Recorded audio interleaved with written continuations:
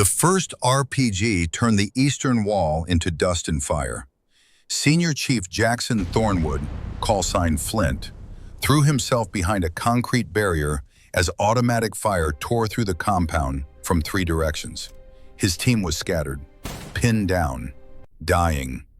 The Afghan night lit up like a strobe light from muzzle flashes. 38 Taliban fighters, maybe more. They had walked straight into a kill box, and the nearest air support was 45 minutes out. 45 minutes they did not have. "Tango 2 is hit!" someone screamed into the radio. Flint could not see who. He grabbed his mic, his voice steady despite the chaos erupting around him. "Command, this is Night Viper 6. We are pinned at grid reference 479er, requesting immediate air support. Immediate." Static answered, then more gunfire. Then a voice, a calm female voice. "Night Viper, I'm on you. Stay low." Flint froze. The voice was female, controlled, professional, on a frequency that should have been secure, on a channel that only his team should have accessed. "Who is this?" he demanded. "Identify yourself." No response, but something else happened. The machine gun nest that had been shredding their position suddenly went silent. Flint risked a glance around the barrier. The gunner was down. Clean headshot. From where, he could not tell. Another crack echoed across the valley. Another fighter dropped. Then another, and another. Petty Officer Garrett Hayes scrambled to Flint's position, blood running from a gash on his forehead. "Chief, I have no idea who that is. She's not in our network, but whoever she is, she just saved Morrison." Flint saw Morrison crawling toward cover across the compound. A Taliban fighter had been lining up the kill shot. Now that fighter lay crumpled against a wall, a hole in his chest. The shots kept coming. Methodical, surgical, impossible. Flint had been a SEAL for 20 years. He had served in Iraq, Afghanistan, the Philippines, places that did not officially exist on any mission brief. He had seen the best shooters in the world work their craft. He had never seen shooting like this. The female voice returned. "Night Viper, you have a window. North exit. 30 seconds. Move." Flint did not hesitate. He had no idea who she was. He had no idea how she had accessed their communications. He only knew that she was the reason his team was still breathing. "Bravo! North exit!" he bellowed. "Move! Move! Move!" They ran. 6 operators carrying 1 wounded, sprinting through the shattered remains of a compound that should have been their grave. Behind them, the gunfire continued, but it was no longer aimed at them. Every Taliban fighter who tried to pursue caught a bullet before he made it 3 steps. The team pushed through the north wall and into the rocky terrain beyond. Flint counted heads. All 7 accounted for. Bennett Cole was bleeding badly from a shoulder wound, but he was alive. They were all alive. "How?" Garrett breathed, his voice barely audible over the sound of distant gunfire. "How is that possible?" Flint looked back at the compound. Flames rose from several buildings now. The Taliban had stopped pursuing. They were too busy dying. Somewhere out there in the darkness, a shooter was erasing an entire enemy force. Single shots, perfect placement, no wasted ammunition, no hesitation. It was the most beautiful and terrifying display of marksmanship Flint had ever witnessed. The female voice came through one final time. "Night Viper, you are clear to rally point Echo. Suggest you move fast. More hostiles inbound from the south. Estimated arrival 15 minutes. Flint pressed his transmit button. "Wait, who are you? How did you know we were here?" Silence. "Respond. That's an order." Nothing. The frequency had gone dead. Garrett checked his equipment, his face pale in the green glow of night vision. "She's gone, Chief. No signal. It's like she was never there." Flint stared into the darkness. His team gathered around him, battered and bloodied but breathing. They should not be breathing. The ambush had been perfect. The kill box had been inescapable. And yet here they stood. Someone just killed 19 hostiles from a position we never identified, he said slowly. Someone who knew our call sign, our frequency, and our exact location. Someone who saved all of our lives and then vanished. Bennett grimaced as Garrett applied pressure to his wound. You think she's one of ours? Flint considered the question. The skill level suggested special operations. The communications access suggested extensive training. But no female operators were supposed to be within 100 miles of their position. The Navy did not have women in SEAL teams, not officially. I don't know what she is, Flint admitted, but we owe her our lives. He turned and signaled his team to move. They had 15 minutes before more hostiles arrived. Questions could wait. Survival could not. As they melted into the Afghan night, none of them noticed the figure on the ridge, 800 meters to the east. She lay perfectly still, her eye pressed to the scope of an M10750 caliber rifle. The weapon was a beast, over 30 pounds fully loaded, firing rounds that could punch through engine blocks. In the right hands, it could reach out and touch targets at 2,000 meters.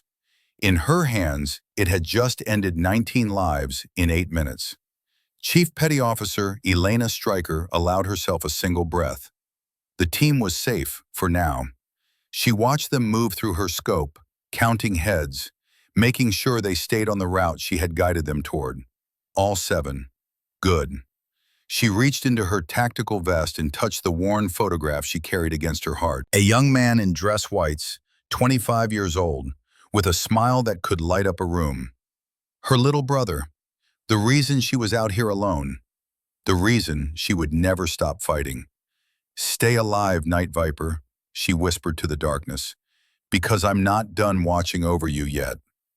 Elena gathered her rifle with practiced efficiency and began breaking it down. Stock folded, scope protected, barrel allowed to cool. She had performed this ritual 1,000 times in a dozen countries. But tonight, her hands trembled slightly. 19 shots. 19 lives ended. 19 families who would never see their sons again. She did not allow herself to dwell on it.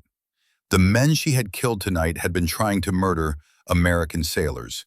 They had forfeited their right to her sympathy the moment they pulled their triggers.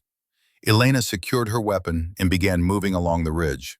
The terrain was brutal, loose shale and sudden drops that could break an ankle or worse. She navigated it like she had been born here, placing each foot with precision, leaving no trace of her passage. The SEAL team was moving toward Rally Point Echo. Good. They were well trained, and their leader was smart. She had read Senior Chief Thornwood's file before deploying. 20 years in the teams, multiple combat deployments, a reputation for bringing his people home alive. Tonight she had helped him maintain that reputation. Her earpiece crackled with distant chatter. Other units, other missions. None of them knew she was here. Officially, Chief Petty Officer Elena Stryker was on a classified solo reconnaissance operation in a completely different province. Officially, she was gathering intelligence on supply routes. Officially, she answered only to Commander Victor Harlan. Unofficially, Commander Harlan had sent her here to die. Elena paused at a rocky outcropping and scanned the valley below with her night vision. The burning compound was a beacon in the darkness. Soon the flames would attract attention. More fighters, perhaps a quick reaction force from the nearby forward operating base. She needed to be gone before either arrived. She checked her GPS. 17 kilometers to her extraction point. 4 hours of hard movement through hostile territory. No support, no backup. No one who would come looking if she disappeared. This was how Harlan wanted it. Alone and vulnerable and easy to erase. The photograph in her vest pocket pressed against her chest with every breath. She did not need to look at it. She had memorized every detail years ago. David, her little brother. At his graduation from basic underwater demolition training, the biggest smile she had ever seen on his face. The pride in his eyes that matched her own. David had wanted to be a SEAL since he was 12 years old. He had trained for it, sacrificed for it, bled for it, and he had died for it. 3 weeks before he would have earned his trident. Training accident. That was what the official report said. Equipment failure during a dive exercise. No one at fault, just a tragedy. For 6 months, Elena had believed the official story. She buried her brother with full honors and tried to move forward. But grief transformed into questions. Questions led to investigation. 18 months after David's death, she found the maintenance logs. The dive equipment that killed David had been flagged for replacement 6 months before his death. Commander Victor Harlan had signed off on a waiver allowing its continued use. Budget constraints, the paperwork claimed. Acceptable risk levels within operational parameters. David had drowned because Victor Harlan had decided new equipment was too expensive. And when Elena had started asking questions, Harlan had decided she was too expensive to keep alive. She moved through the darkness with renewed purpose. The solo deployment had been Harlan's idea. A special mission, he had called it. An opportunity to prove herself at the highest levels. She had been flattered, honored, stupid. The coordinates he gave her led directly into an ambush zone. The compound where Team Bravo had been attacked tonight was supposed to be empty, according to his intelligence. Safe for surveillance. Perfect for a lone operator to gather information. Perfect for a lone operator to be killed without witnesses. Elena had smelled the trap 3 kilometers out. The movement patterns were wrong. The silence was too complete. She had diverted to the ridge and watched through her scope as 38 Taliban fighters established their kill box. Then Team Bravo had walked right into it. She could not let them die. Not when she had the power to save them. Not when their only crime was trusting the same command structure that had betrayed her. 17 kilometers to extraction, 4 hours of movement. And then what? She could not go back to base. Harlan would know his ambush had failed. He would know someone had intervened. And when Team Bravo reported the mysterious female voice on their frequency, he would know exactly who had ruined his plans. Elena Stryker was now a loose end. And Commander Victor Harlan was very good at tying up loose ends. She reached a small cave in the hillside and ducked inside. A few hours of rest, that was all she could afford. Her body ached from 18 hours of constant movement and combat, but her mind would not quiet. David would have laughed at this situation. He had always said she worried too much, planned too much, thought too much. Just shoot straight and move fast, he would tell her. Everything else works itself out. He had been wrong about that. Sometimes things did not work out. Sometimes the people you trusted put a knife in your back. Sometimes the system you served decided you were expendable. But Elena was not dead yet, and as long as she was breathing, she would make Commander Victor Harlan pay for every lie, every betrayal, every life he had thrown away for his own convenience. Starting with her brother. She allowed her eyes to close, just for a moment, just long enough to see David's face one more time. That smile, that pride, that absolute certainty that his big sister would always protect him. "Stay alive, Elena," his voice echoed in her memory. "I'm counting on you." "I will," she promised the darkness. "I will." 2 years earlier, April 2009, Naval Amphibious Base, Coronado, California. Elena Stryker stood in her dress whites under a cloudless sky, watching as they folded the flag that had draped her brother's coffin. The chaplain's words washed over her without meaning. She had stopped listening after the first minute. 21 guns fired. The sound echoed across the parade ground like thunder. David had been 25 years old, 3 weeks from graduation, 3 weeks from earning the trident that had defined his dreams since childhood. The officers presenting the flag to their aunt moved with mechanical precision. Elena watched it all from a distance, numb. She had not cried yet, could not cry. If she started, she might never stop. Equipment failure, the investigating officer had told her. The rebreather malfunctioned during a deep dive exercise. By the time they got him to the surface, he had been without oxygen for 6 minutes. There was nothing they could do. Elena had held David's hand in the hospital for 3 days, waiting, praying, begging him to wake up. He never did. The funeral ended. People offered condolences that meant nothing. Fellow sailors, instructors who had trained David, friends who would go on to earn the trident he never received. Elena accepted their words with mechanical nods. Inside, she was screaming. That night, alone in her quarters, she finally cried. Great, wrenching sobs that shook her entire body. She cried until she had nothing left, until the grief transformed into something else, something harder, something that demanded answers. The investigation had been thorough, she was told, comprehensive. The equipment had simply failed. No negligence, no criminal conduct, just a tragic accident. Elena did not believe it. She started digging, quietly, carefully, using her security clearance to access maintenance records that should have been routine. What she found made her blood run cold. The rebreather that killed David, serial number 7743A, had been flagged for replacement in October 2008, 6 months before the accident. The maintenance report was clear. Breathing loop integrity compromised. Recommend immediate retirement from service. But the equipment had not been retired. It had been cleared for continued use by a single signature.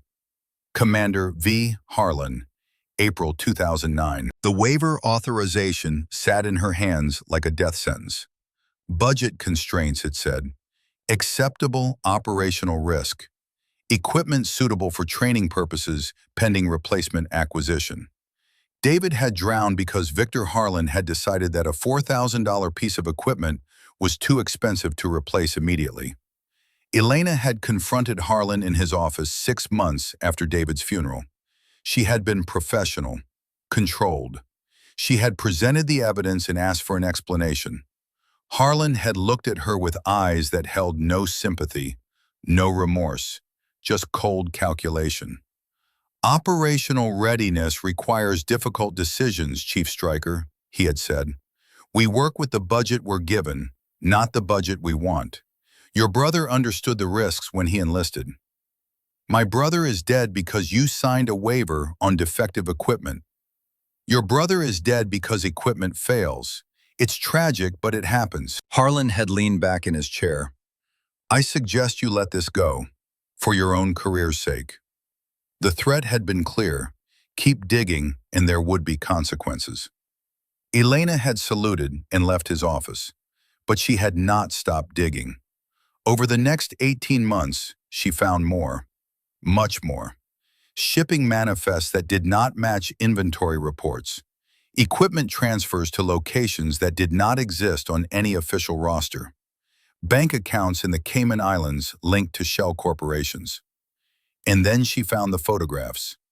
Commander Victor Harlan shaking hands with known Taliban commanders, meeting with arms dealers in Dubai, inspecting weapons caches that had somehow disappeared from American armories. Harlan was not just negligent, he was a traitor. He had been selling American weapons to the enemy for years. The money that should have replaced David's rebreather had been lining Harlan's pockets instead. Elena had compiled everything into a secure file. She had been preparing to take it to Naval Criminal Investigative Service when Harlan had called her into his office with a special assignment. A solo reconnaissance mission. High level, classified.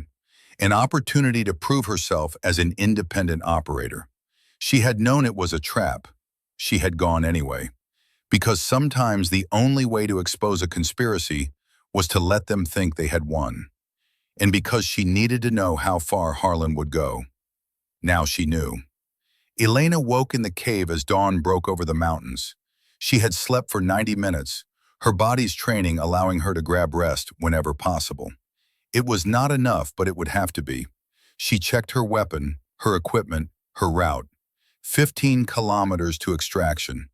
3 hours if she pushed hard. The SEAL team would be at Rally Point Echo by now, waiting for their pickup.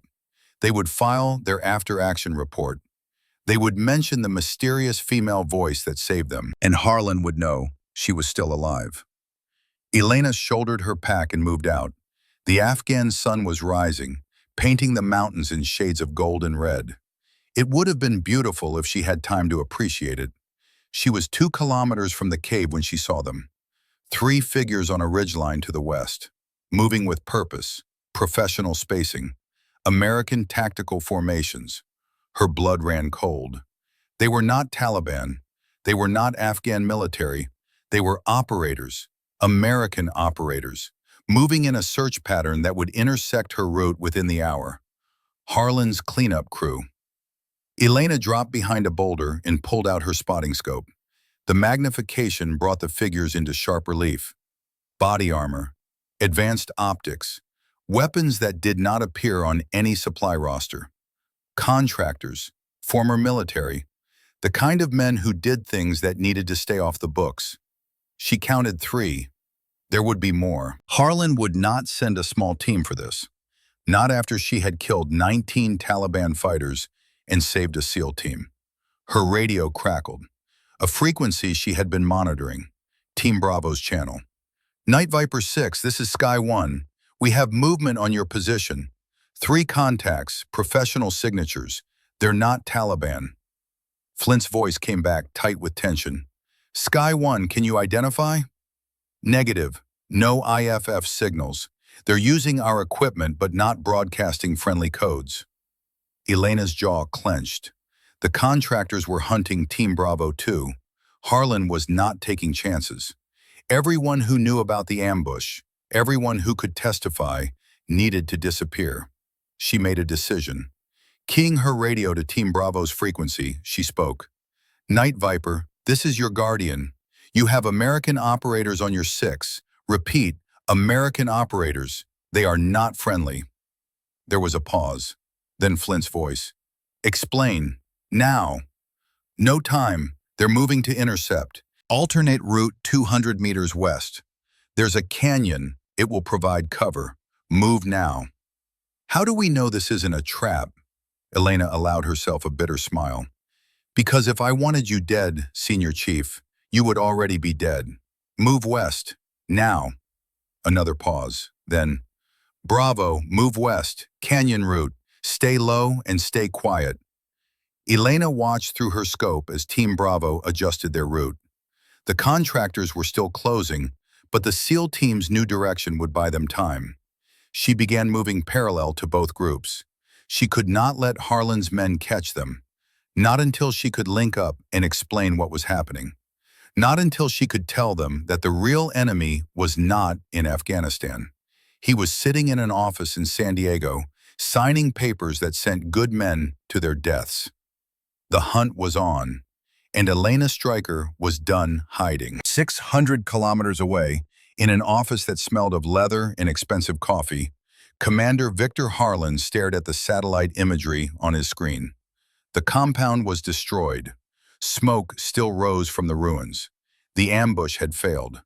And somewhere in the Afghan wilderness, a woman who knew his secrets was still breathing. His secure phone rang. He answered without greeting. The target survived, a voice reported. Flat, professional, no emotion. She engaged hostile forces and extracted a SEAL team from the kill zone. 19 confirmed enemy KIA. Harlan's jaw tightened. 19, from a single operator. He had known Elena Stryker was skilled, but this was something else entirely. Where is she now? He asked. Unknown. She has gone dark. No communications, no movement on tracked routes. Harlan ended the call and leaned back in his chair. The office around him was immaculate. Flags and commendations lined the walls. Photos of him shaking hands with generals and senators. 22 years of service reduced to decorations on a wall. All of it meant nothing if Elena Stryker made it back to civilization. She had seen the maintenance logs. She knew about David. And if she started talking, people would start listening. They would start digging. They would find things that should stay buried. He picked up his phone and dialed a different number. This one was not on any official roster. I need a cleanup team, he said quietly. Helmand Province. Multiple targets now. Make it look like enemy action. The voice on the other end asked no questions, just a price and a timeline. Harland agreed to both and hung up. He stood and walked to the window, looking out over Naval Station San Diego. Ships in the harbor, sailors moving between buildings, the machinery of military power turning like it always had. He had served this country for more than 2 decades. He had bled for it, sacrificed for it. And what had it given him in return? Budget cuts, equipment shortages, politicians who sent men to war and then refused to fund them properly. Someone had to make the hard choices. Someone had to ensure that American forces had what they needed to survive, even if that meant bending the rules, even if that meant selling surplus weapons to people who would pay top dollar for them. The math was simple. He sold weapons that would have rotted in warehouses anyway. He used that money to upgrade equipment for his teams. Better body armor, better optics, better training facilities. He had saved lives, hundreds of them. The fact that some of those weapons had ended up in Taliban hands was unfortunate. But war was never clean. People died. That was the nature of conflict. David Stryker had been weak. The boy had panicked during a routine dive exercise. The equipment had been fine. The investigation had confirmed it. Elena just could not accept that her brother had failed. She had become a problem, and problems needed to be solved. Harlan returned to his desk and opened a locked drawer. Inside was a file marked Classified. Elena Stryker's complete operational history. Every mission, every deployment, every psychological evaluation. She was good. Perhaps the best sniper Naval Special Warfare had ever produced. Her scores were off the charts. Her mission success rate was perfect. That was what made her so dangerous. He closed the file and locked it away again. By this time tomorrow, it would not matter. Elena Stryker would be just another casualty of war, another name on a memorial wall, another ghost. He did not know that out there in the darkness, the ghost was already haunting him. The canyon opened before Team Bravo like a wound in the earth. Narrow walls rose on either side, jagged rock that would provide cover from aerial observation, but limit their escape options if things went wrong. Flint paused at the entrance, every instinct screaming that this was a mistake. Canyons were kill zones, ambush points, death traps. But the female voice had been right about everything else. The Taliban ambush, the American operators hunting them, the extraction route that had kept them alive this long. He made the call. Bravo, canyon route, single file, eyes sharp. They moved in tactical formation. Flint on point, Garrett covering communications, Bennett limping but functional despite his shoulder wound. The others spread at 5-meter intervals, each man covering his sector. The canyon twisted and turned, forcing them to navigate blind corners where an enemy could be waiting. Flint's finger stayed on his trigger. His breathing stayed controlled. 20 meters in, they found the body, an American, full tactical gear, night vision pushed up on his helmet, a bullet hole in the center of his forehead. Flint knelt beside the corpse and checked for identification. The man carried no dog tags, no name tape, nothing that would identify his unit or affiliation. But his equipment was top tier, the kind of gear that only special operations received. His rifle was SEAL issue, serial number filed off, but the modifications unmistakable. This weapon had come from their own armory. "Senior Chief," Garrett said, his voice strained, "look at this." He held up the dead man's rifle. The weapon bore markings that Flint recognized immediately, a unit designation that should not exist on any contractor's equipment. The female voice returned, calm as ever. "He was point man for the team tracking you. There are 4 more. They will reach your position in approximately 8 minutes.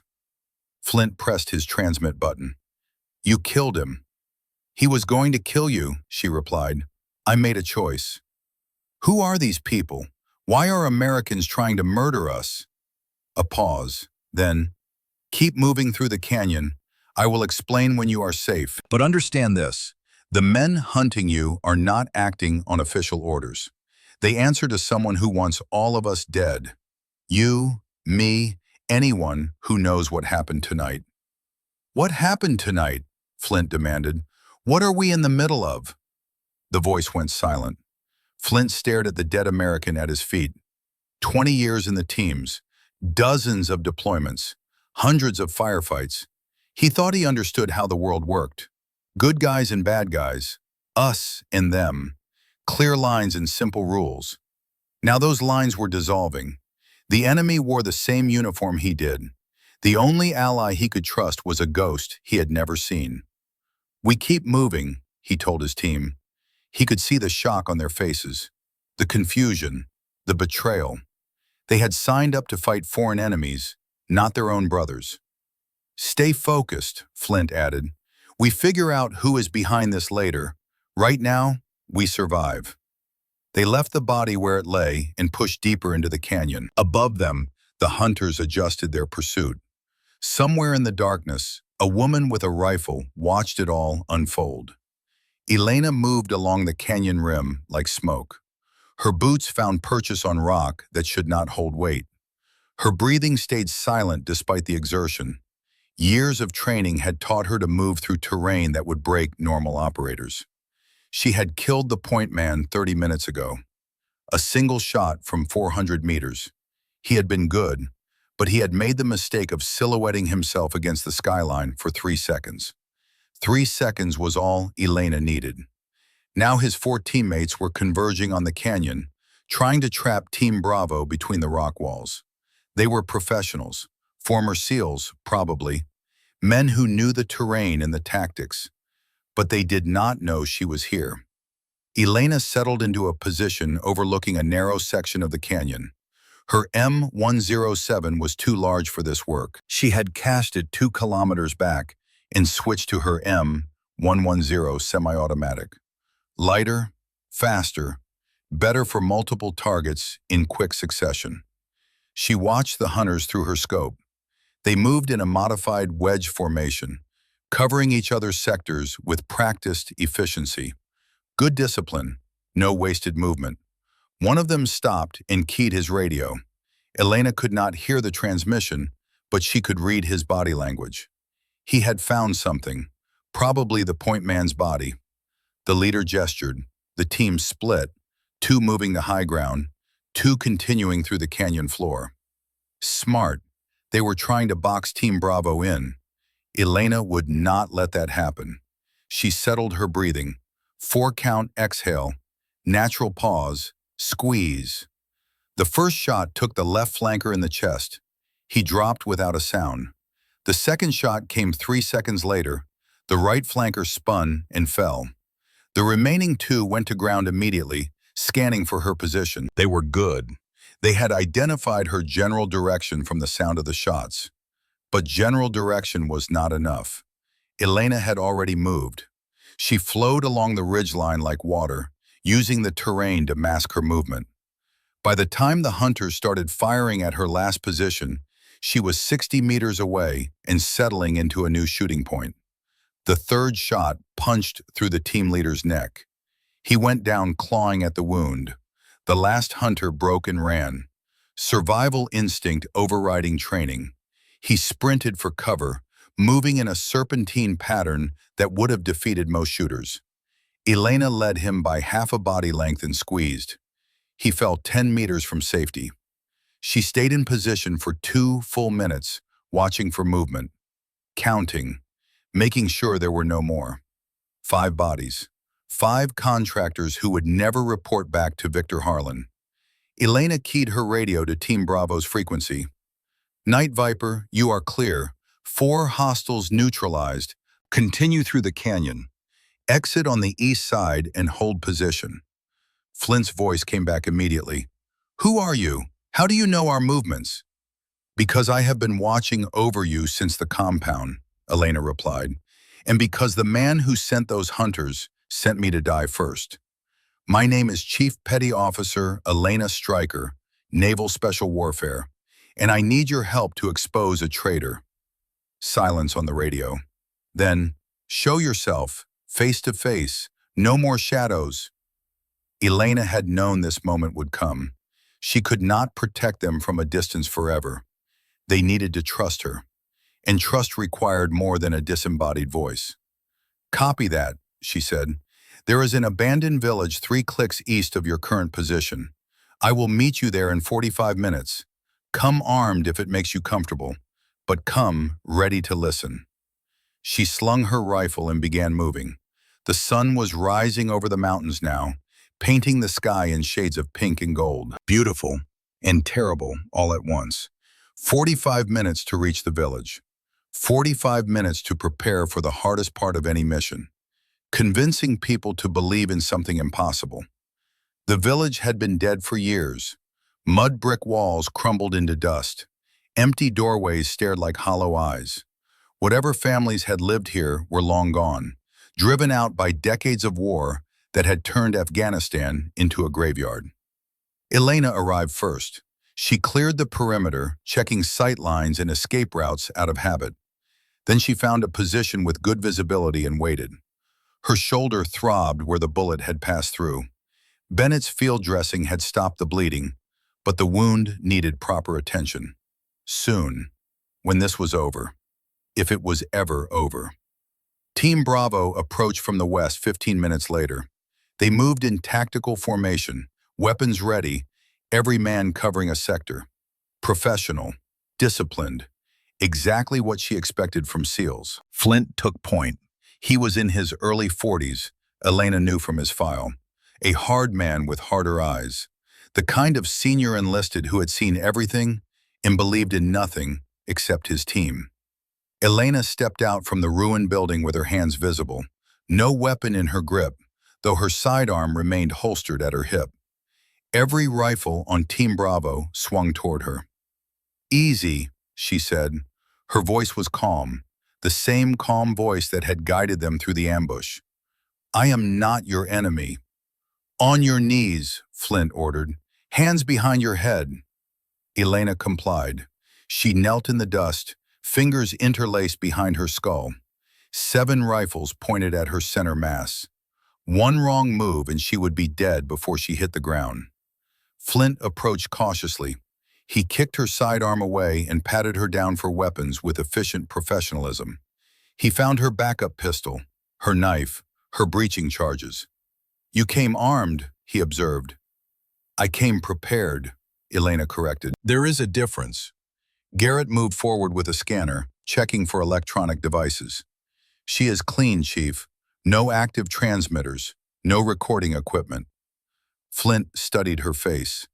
Elena met his eyes without flinching. Let him look. Let him see that she was not afraid.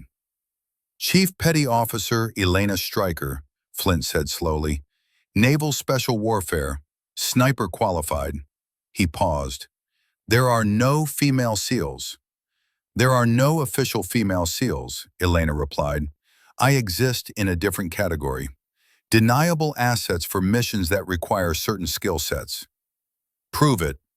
Elena nodded toward her pack, 10 meters away.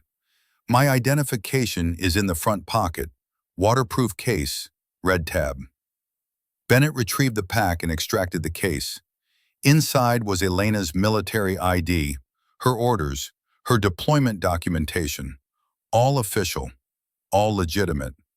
Flint examined each document carefully. "These could be forged." "They could be," Elena agreed, "but they are not. You can verify my credentials through JSOC when you get back to base, assuming we all live that long." "Why should we trust you?" "Because I saved your lives at the compound. Because I warned you about the hunters. Because I just killed 5 contractors who were trying to murder all of us." Elena's voice hardened. "And because the man who sent those hunters is the same man who murdered my brother and 37 other Americans." That got their attention. Bennett stepped forward, his wounded arm hanging in a makeshift sling. "What are you talking about?" Elena took a breath. This was it, the moment where they either believed her or shot her as a traitor. "Commander Victor Harlan has been trafficking weapons to Taliban forces for 3 years, she said, "selling American equipment to the enemy for profit. I have evidence." shipping manifests, bank transfers, communications intercepts. He has been using classified missions as cover for arms deals. Flint's expression did not change. That is a serious allegation. I have proof, Elena said. She gestured toward her pack again. Tablet, encrypted files, everything you need to verify what I am telling you. Garrett retrieved the tablet and powered it on. His face paled as he scrolled through the documents. Senior Chief, you need to see this. Flint took the tablet. Elena watched his eyes move across the screen. Watched the disbelief transform into anger. Watched the anger harden into something colder. These manifests, Flint said slowly, they show American weapons going to Taliban commanders. They show exactly that, Elena confirmed. M4 rifles, ammunition, explosives, night vision equipment, all of it sold through intermediaries to the highest bidder. Harland has made millions. Why? Bennett asked. Why would a commander betray his own country? Money at first, Elena said, but I think he genuinely convinced himself he was doing the right thing. He used the profits to upgrade equipment for his teams, better gear than official budgets allowed. In his mind, he was saving American lives. By arming the people killing Americans? Flint's voice was ice. The rationalization of a guilty conscience, Elena said. He tells himself the math works out, that he has saved more lives than he has cost. Garrett was still scrolling through the files. He stopped. His face went white. Senior Chief, there are casualty reports here. Americans killed by weapons that appear in these manifests. Flint took the tablet back. Elena watched him read, watched the numbers sink in. 37, Flint said. His voice was barely above a whisper. 37 American military and law enforcement killed by weapons Harlan sold. Bennett made a sound like he had been punched in the stomach. My cousin Derek, Border Patrol, killed 14 months ago by an IED. Garrett pulled up another file. IED components traced to shipment reference H-1147. That is in Harlan's manifests. Bennett's face twisted with rage and grief. That son of a bitch armed the people who killed Derek. Elena remained kneeling. Let them process. Let them understand. This was bigger than one woman's vendetta. This was justice for 37 families who deserved to know the truth. Flint looked at her, really looked at her for the first time. What happened to your brother? David died 2 years ago, Elena said quietly. Training accident during BUD/S. Closed circuit rebreather malfunction. He drowned. She paused. The equipment had been flagged for replacement 6 months earlier. Commander Harlan signed a waiver to keep it in service. Budget constraints. Understanding dawned in Flint's eyes. Your brother died because Harlan would not spend the money to replace defective equipment. My brother died because Harlan was too busy funneling profits from arms sales into his offshore accounts, Elena said. The maintenance budget was there. He just chose to use it elsewhere. And when you started asking questions, Flint said slowly, Harlan sent you on a solo mission to a location he knew would be an ambush zone. He sent me to die, Elena confirmed. Your team walking into that same ambush was collateral damage. He did not care if you lived or died, as long as I was eliminated. The team stood in silence. 7 men processing betrayal on a scale they had never imagined. Finally, Flint spoke. How do we stop him? Elena felt something loosen in her chest. Belief. They believed her.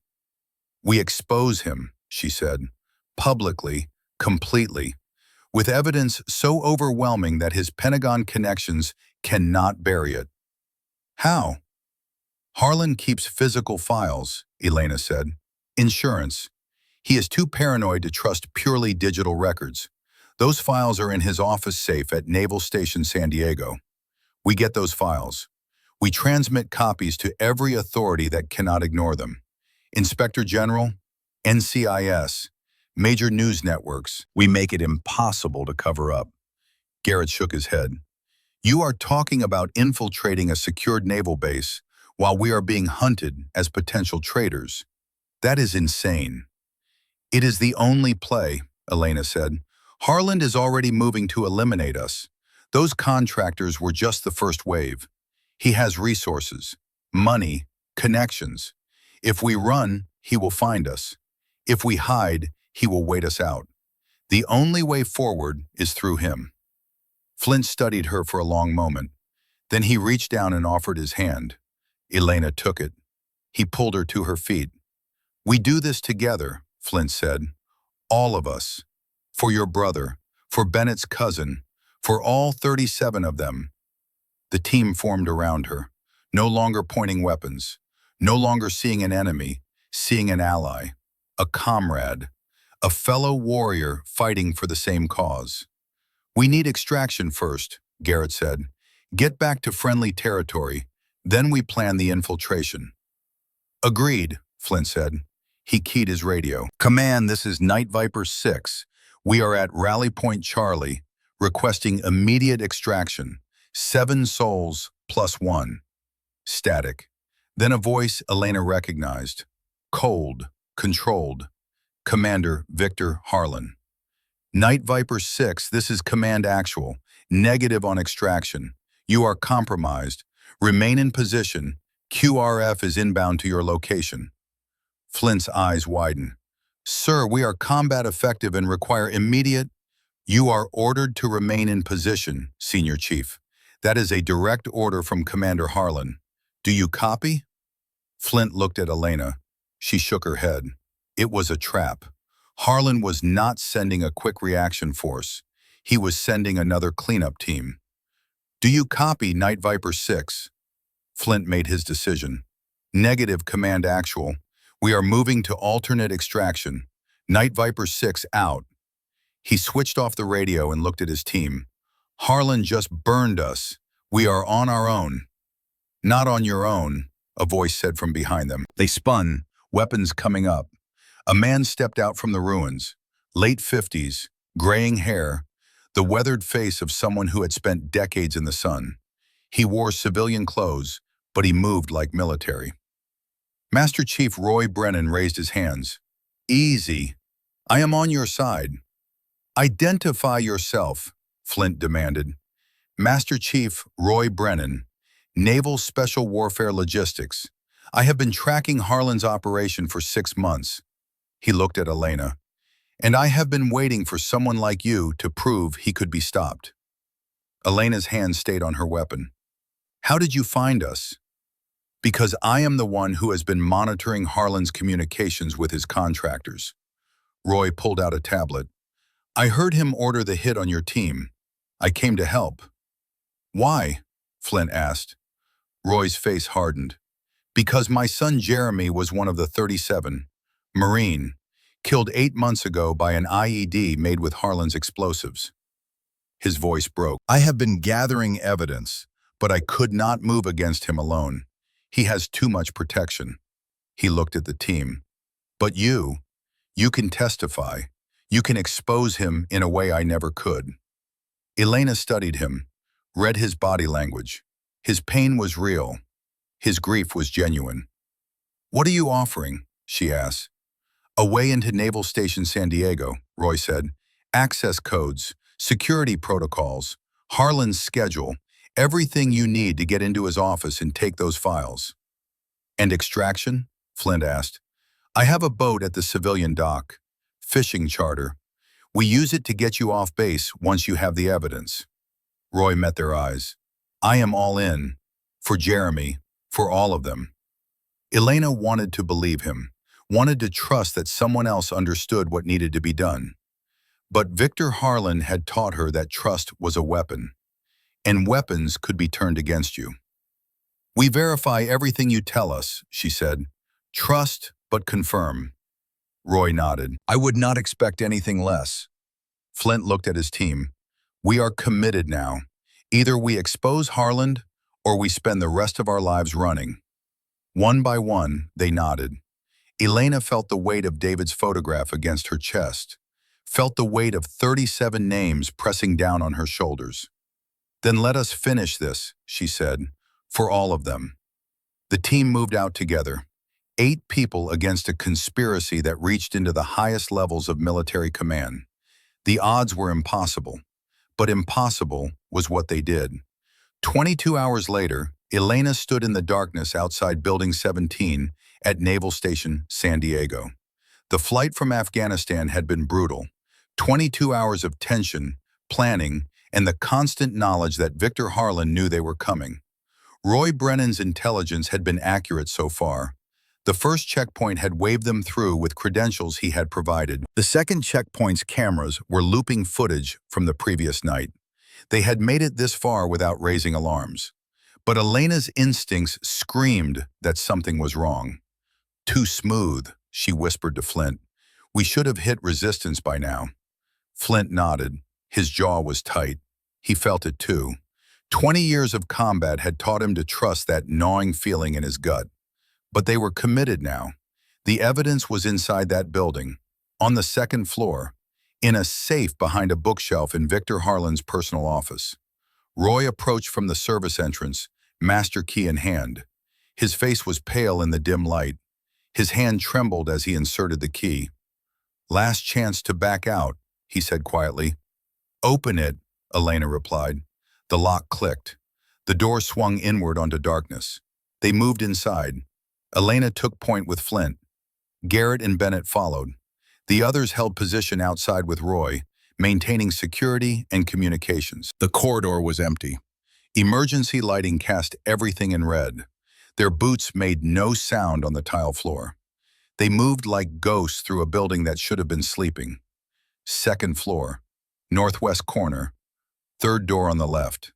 Elena's heart pounded. She could feel David's photograph against her chest with every breath.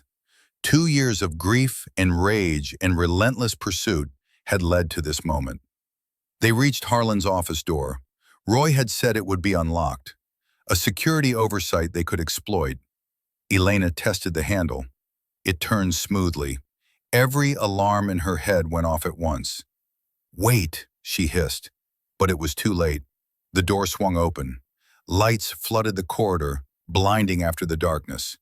Elena's eyes adjusted in a heartbeat, training overriding shock. Victor Harlan stood in his office, surrounded by 12 armed security personnel. All weapons trained on the doorway, all fingers on triggers. Roy collapsed to his knees behind them. "I'm sorry," he sobbed. "God forgive me, I'm so sorry." Harlan stepped forward. He was 52 but looked older, gray at the temples, lines around his eyes, the face of a man who had made too many hard choices and convinced himself they were right. "Chief Petty Officer Stryker," he said. His voice was calm, almost friendly. "I was wondering when you would come home." Elena did not move, calculated the angles. 12 armed men, no cover. Flint and Garrett flanking her, Bennett in the hallway behind them. No good options. Harlan gestured and the security team moved forward. Professional, efficient. They disarmed Team Bravo in seconds. Zip ties secured wrists. Rough hands pushed them to their knees. "I had hoped you would run," Harlan continued, walking closer. "Disappear into some third-world country and live out your days in paranoid anonymity.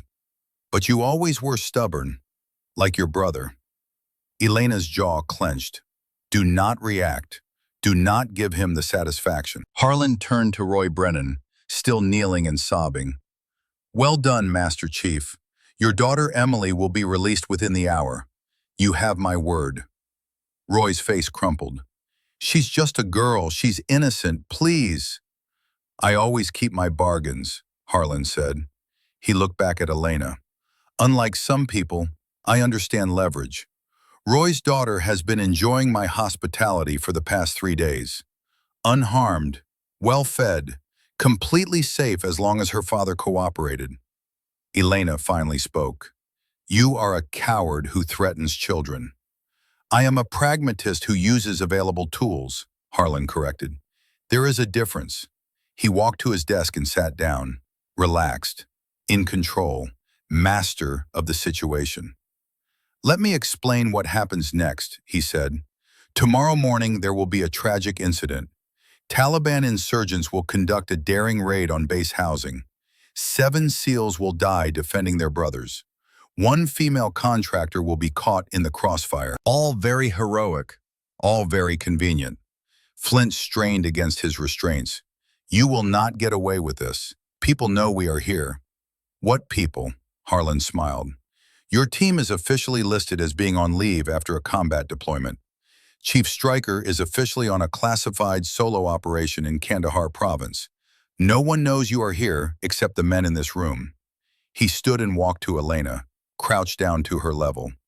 You thought you were clever, gathering evidence, building a case, but you made one critical mistake. What was that? Elena asked. You assumed I did not have eyes everywhere. Harlan pulled out a phone and showed her the screen.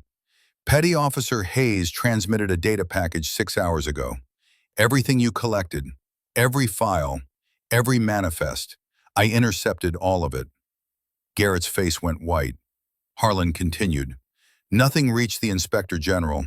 Nothing reached NCIS. Your entire evidence trail died in a server I control. He leaned closer. You have failed, Chief Stryker, just like your brother failed. Elena met his eyes. David did not fail. You murdered him. I made a budget decision, Harlan said. Equipment costs money. Training costs money. We work with limited resources. Sometimes people die because of those limitations. That is war. That is murder. Harlan stood. Call it what you want. By morning, you will be too dead to argue semantics. He gestured to the security team. Separate cells, no communication. I want them isolated until the operation begins at 0600. Hands grabbed Elena roughly. She did not resist. Let them think she was defeated. Let them think the fight was over. Because Garrett Hayes had not transmitted just 1 data package. He had transmitted 2. They threw Elena into a holding cell in the base brig. Concrete walls, steel door, no windows. The kind of room designed to break spirits. She sat on the metal bench and allowed herself a small smile. Harlan thought he had intercepted everything, thought he had caught every thread of evidence, but he had made one critical assumption. He assumed Garrett Hayes only sent 1 transmission. The first package, the one Harlan intercepted, had been the decoy. Real evidence, but sent through channels Harlan would be monitoring. It was bait, designed to make him feel secure. The second package was different. Garrett had encoded it with a dead man switch protocol. If he failed to authenticate every 6 hours, the entire evidence dump would activate automatically. No transmission to intercept. No server to compromise. Just a timer counting down to exposure. Elena checked her watch in the dim light from under the door. 28 minutes. In 28 minutes, Victor Harlan's world would collapse, and he would have no idea it was coming. She closed her eyes and thought of David. Not the hospital, not the funeral, just David laughing. David living. Almost done, Davy, she whispered. Almost done. The door opened. Harlan entered alone. No guards, no witnesses. He wanted this conversation private. Your brother was weak, he said without preamble. He panicked during that dive. The equipment was fine.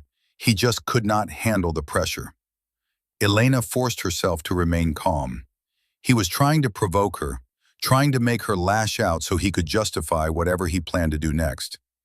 David never panicked in his life, she said quietly. Then why did he die? Harlan leaned against the wall. I have read the investigation report 100 times. Equipment failure is the official finding. But between you and me, we both know the truth. Your brother was not SEAL material. My brother was murdered by defective equipment you refused to replace. Harlan laughed. It was a cold sound, empty of real humor. I have saved 200 lives with the money from my operations. Better body armor, advanced optics, state-of-the-art training facilities, equipment that actually works, unlike the garbage official budgets provide. He stepped closer. Your brother died in outdated equipment. If I had been running his training unit, he would have had the best rebreather money could buy. The irony is almost poetic. Elena saw it then. The complete delusion. Harlan genuinely believed his own narrative. He had rationalized his treason into patriotism, convinced himself that the math worked, that the lives he saved outnumbered the lives he cost. "You murdered 37 Americans," she said. "You armed the enemy. You betrayed every oath you ever took." "I made impossible choices in an impossible situation," Harlan replied. "The system is broken. Someone had to fix it. I chose to be that someone." "You chose to get rich." "I chose to be effective." His voice rose. "Do you know how many Marines died in Kandahar in 2009 because they had inadequate body armor? 73. Do you know how many died after I upgraded their equipment with my funding? 12. I saved 61 lives that year alone, and killed 37 with the weapons you sold." Harlan's jaw clenched. "Acceptable losses. The math works, Stryker. I have saved more lives than I have cost. History will prove me right." Elena stood slowly, moved closer, let him see the absolute certainty in her eyes. "History will remember you as a traitor who murdered his own people for profit. Nothing more." Harlan's composure cracked, just for a second, just long enough for Elena to see the fear underneath the arrogance. He knew she was right. Deep down, past all the rationalizations and justifications, he knew exactly what he was. "It does not matter what history thinks," he said finally, "because you will not be alive to tell your version." He turned and walked to the door, paused with his hand on the handle. "Your brother's last words were, 'I can't breathe.' Did they tell you that?" "The medics who pulled him out of the water. He was conscious for almost 30 seconds, drowning, terrified, calling for you." Elena's hands clenched into fists. Every muscle in her body screamed to attack, to hurt him, to make him suffer the way David suffered. But she stayed still, stayed controlled. "Enjoy your last few hours," Harlan said. "I will make sure your death is quick. More mercy than you deserve." The door closed, the lock engaged. Elena sat back down and checked her watch. 18 minutes until the data dump. She closed her eyes and thought of David. Not the corpse in the hospital bed. Not the folded flag at his funeral. David laughing. David teaching her to play poker with that terrible tell he never could fix. David the night before he shipped out for BUD/S. So excited he could barely sleep. "Stay alive, Ellie," he had said. "Promise me." "I promise, Davy." She had kept that promise, and she was going to keep it a little longer. 14 minutes. Harlan's phone buzzed as he walked back to his office. He answered without checking the caller ID. "Sir, we have a situation." His aide's voice was tight with panic. "NCIS is at the main gate with federal marshals. They have arrest warrants." Harlan stopped walking. "That is impossible. I intercepted their transmission." "Sir, they have everything. Inspector General's office received a complete data dump 20 minutes ago. It is already on news networks. CNN is running the story right now." The blood drained from Harlan's face. "What?" "Shipping manifests, bank transfers, photos of you meeting with Taliban commanders, all of it. Sir, they know everything." Harlan's mind raced. The backup. Hayes must have created a backup transmission. A dead man's switch that activated when he did not check in. Clever. Damn them all, it was clever. "Delay them," he ordered. "I need 10 minutes." "Sir, I cannot." Harlan ended the call. He had planned for this contingency, had always known that one day someone might get too close.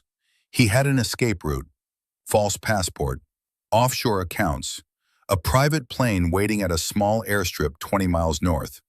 He could still disappear, still salvage something from this disaster. He turned and ran toward the parking lot. Behind him, the main gate opened.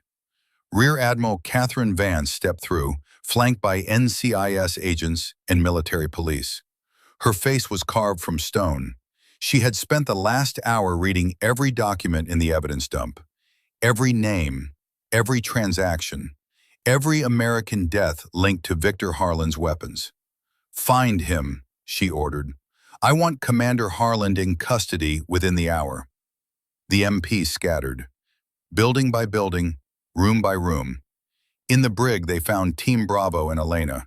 The senior MP recognized Flint immediately. "Senior Chief Thornwood?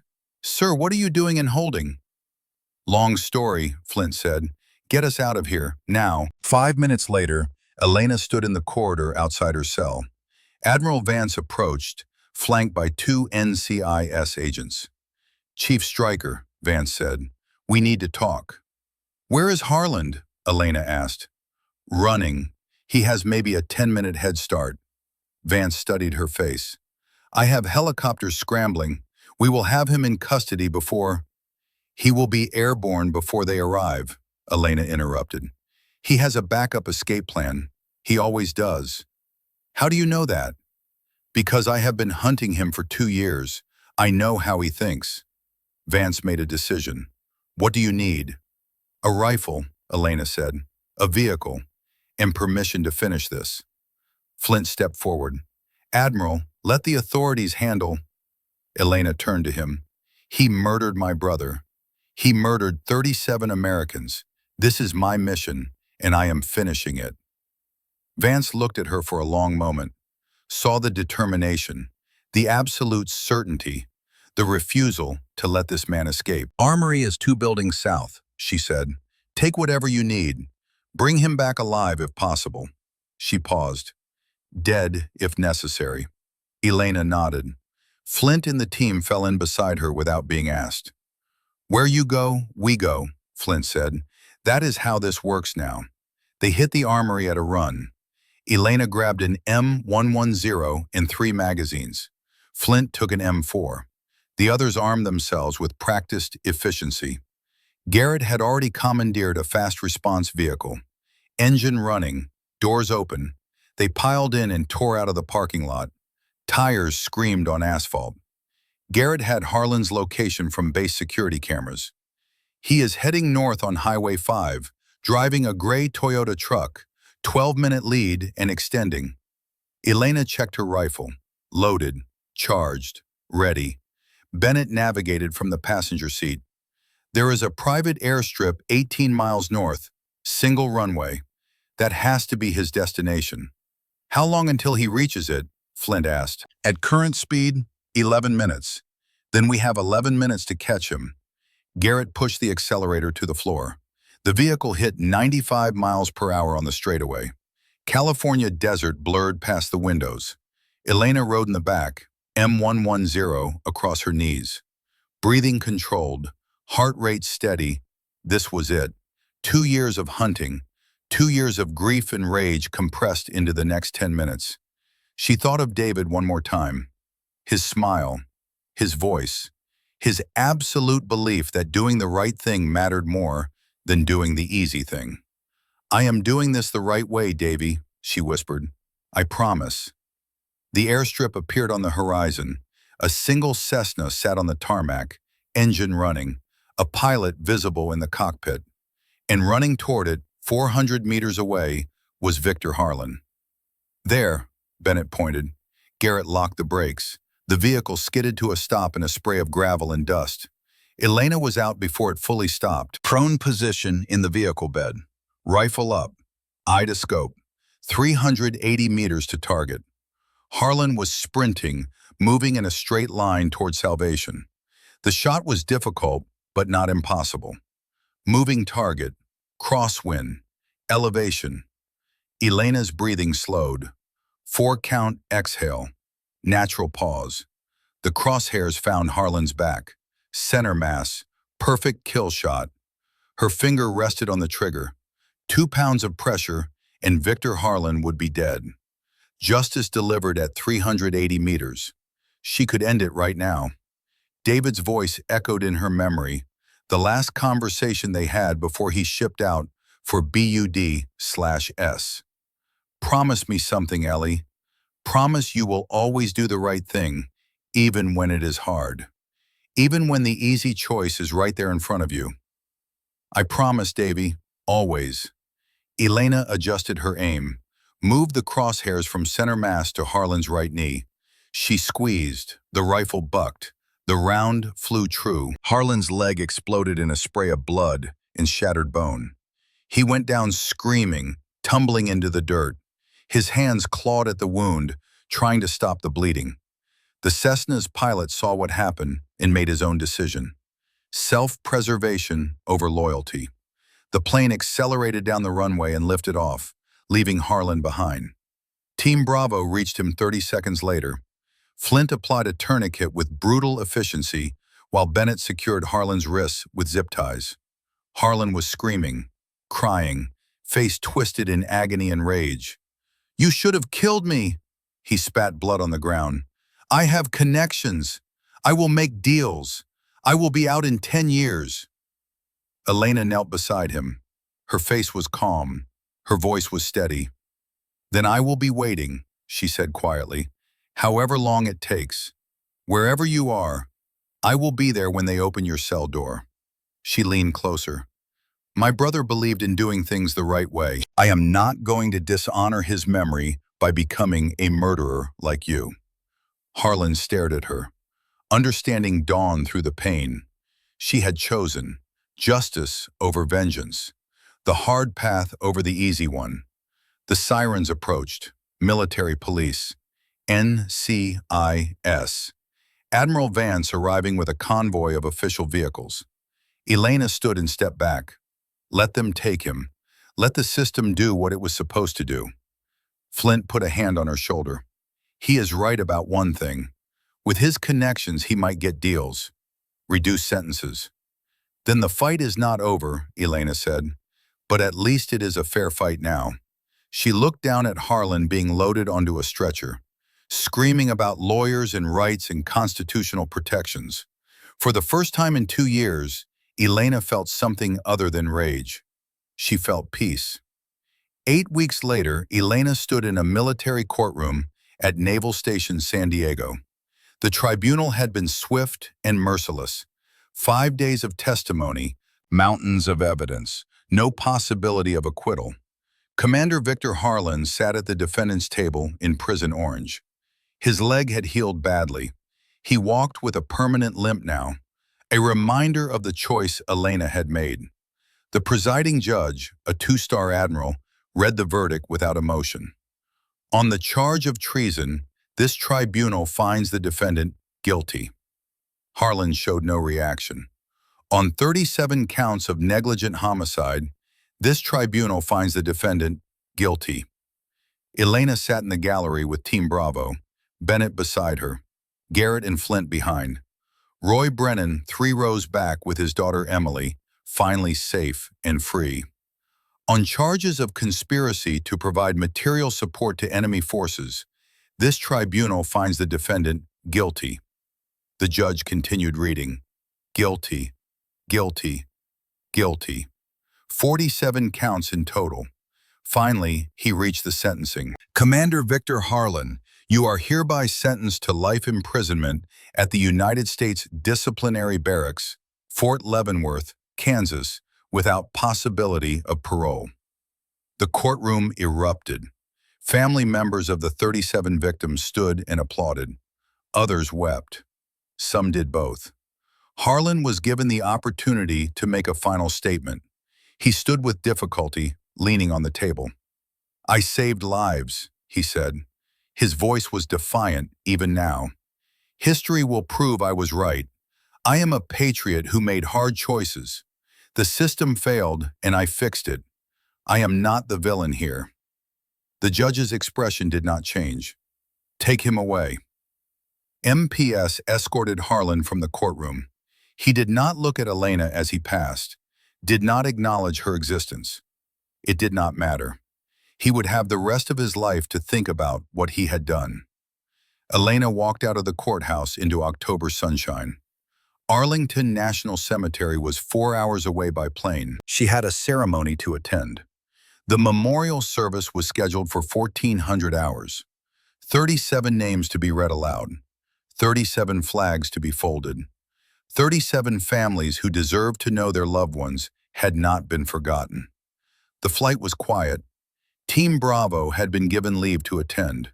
They sat together in silence, each man lost in his own thoughts. Bennett stared out the window, thinking of his cousin Derek, the life that had been stolen, the justice finally delivered.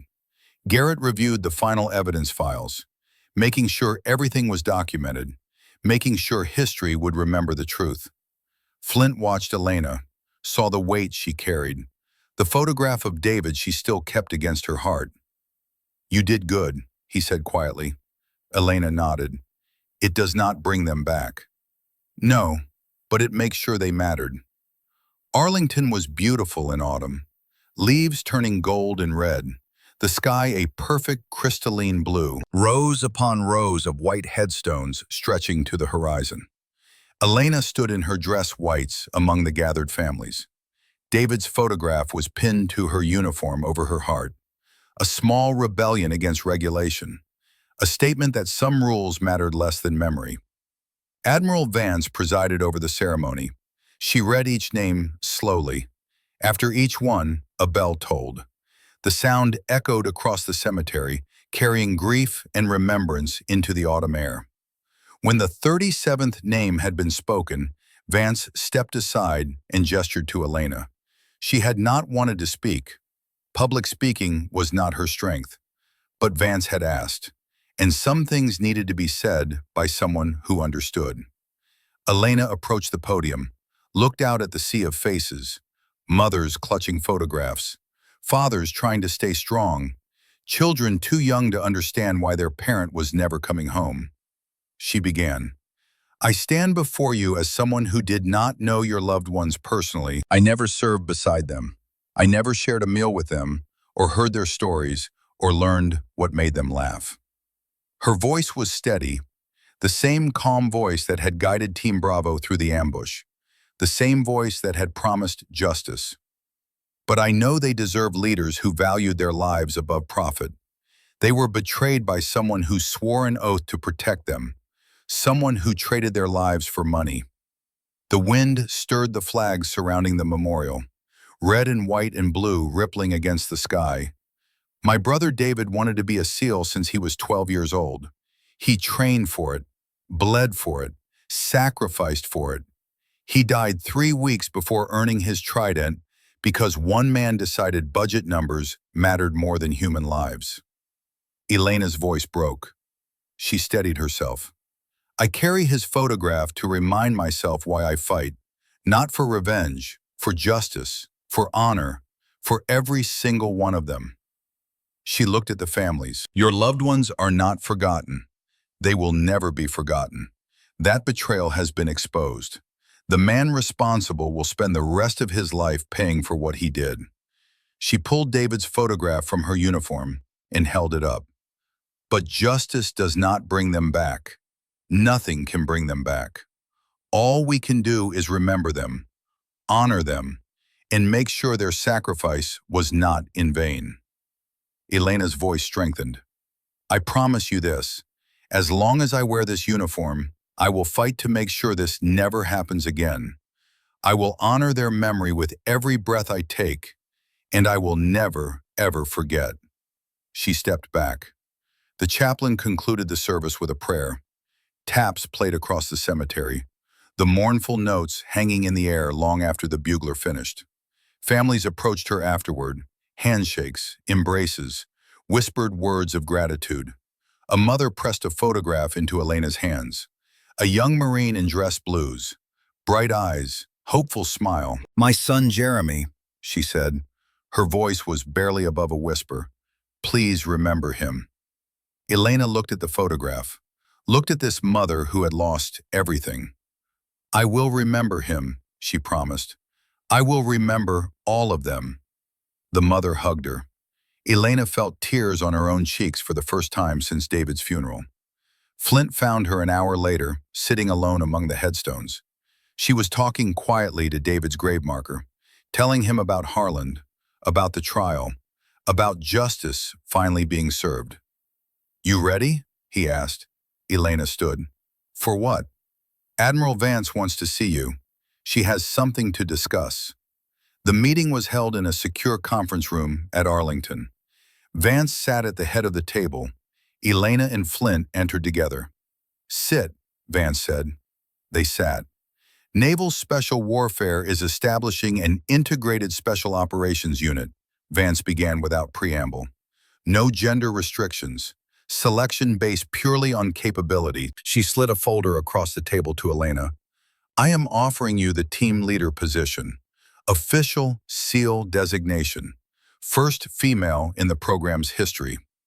Elena opened the folder. Assignment orders, official documentation, everything she had worked toward for years. "Why me?" she asked. "Because you have earned it 10 times over," Vance replied. "Not because of what happened with Harland, because of everything that came before. Your scores, your performance, your absolute refusal to quit." Flint cleared his throat. "Admiral, I should mention that Team Bravo has submitted requests for reassignment under Chief Stryker's command. All of us." Vance smiled slightly. "I know. The requests are already approved." She looked at Elena. "You will have the team you saved. They trust you. More importantly, they believe in you. That is worth more than any amount of training." Elena felt the weight of the decision. Command, leadership, responsibility for lives beyond her own. She thought of David, wondered what he would say. Then she realized she already knew. He would tell her to stop overthinking, to shoot straight and move fast, to trust herself the way others trusted her. "I accept," Elena said. Vance nodded. "Official designation is Night Viper. The call sign that started all of this. Seemed appropriate." She stood. "You ship out in 96 hours. First mission brief is already prepared. Helmand Province. Harlan's weapons network is still operational. Your job is to dismantle it completely." Elena stood as well. "We will be ready." "I know you will." Vance extended her hand. "Make us proud, Chief." 96 hours later, Elena stood on a tarmac at Naval Station San Diego, watching the sunrise. A CH-47 Chinook helicopter sat ready, rotors beginning to spin. Team Bravo, no, Team Night Viper now, gathered their gear. Flint checked his rifle. Garrett tested communications equipment. Bennett distributed medical supplies. 3 new operators loaded packs with practiced efficiency. Elena secured her M110 and placed David's photograph in her vest pocket, right over her heart, where it belonged. "You ready for this?" Flint asked. She looked at her team. Her team. Men who had followed her through impossible situations. Men who trusted her with their lives. "For David," she said. "For the 37. For everyone we will protect going forward." They boarded the helicopter. The rotors reached full speed. The aircraft lifted off, climbing into the dawn sky. The radio crackled. "Night Viper, you are cleared hot. Good hunting." Elena pressed her transmit button. Her voice was calm, steady, the same voice that had saved Team Bravo in the Afghan darkness. "Copy that. Night Viper is rolling." As the helicopter climbed through 10,000 feet, Elena pulled David's photograph from her vest pocket. The edges were worn from 2 years of carrying it into combat. The image was faded, but his smile was still bright. She had carried this photo through grief, through rage, through the long hunt for justice. She had used it as fuel for vengeance, and then, at the critical moment, as a reminder of something better. David had believed in doing things the right way, even when it was hard, even when the easy path was right there. Elena had honored that belief. She had chosen justice over vengeance, the hard path over the easy one. She pressed the photograph to her lips briefly, then returned it to her vest pocket, over her heart, where it belonged. "I kept my promise, Davy," she said quietly, her voice lost in the helicopter's roar. "I stayed alive. I did it right. And I'm not done yet." Flint, sitting across from her, saw the gesture, saw the peace on her face. He had watched her carry that grief for weeks now. had seen it transform from a weight that crushed into a purpose that drove. He'd be proud, Flint said, loud enough to be heard over the engines. Elena looked at him, nodded once. I know, she said, and for the first time since Arlington, she believed it completely. She settled into her seat and looked out at the California coast falling away below. Ahead lay Afghanistan, the mountains, the mission, the continuation of a fight that would never truly end. But for the first time in 2 years, Elena felt ready. Not just for the mission, for everything that came after. She had chosen justice over vengeance, honor over hatred, the hard path over the easy one. David would have been proud. The helicopter banked east, toward the rising sun, toward the war, and somewhere in the Afghan mountains, a Taliban commander received an intelligence report, a warning that came too late to matter. The American woman is coming, the one they call the Ghost. She killed Harlan's men. She never misses. The commander studied the report. She is just one woman. We have hundreds of fighters. His advisor, who had survived longer than most, shook his head. That is what the last group thought. The legend of Night Viper had begun, and Elena Stryker was just getting started.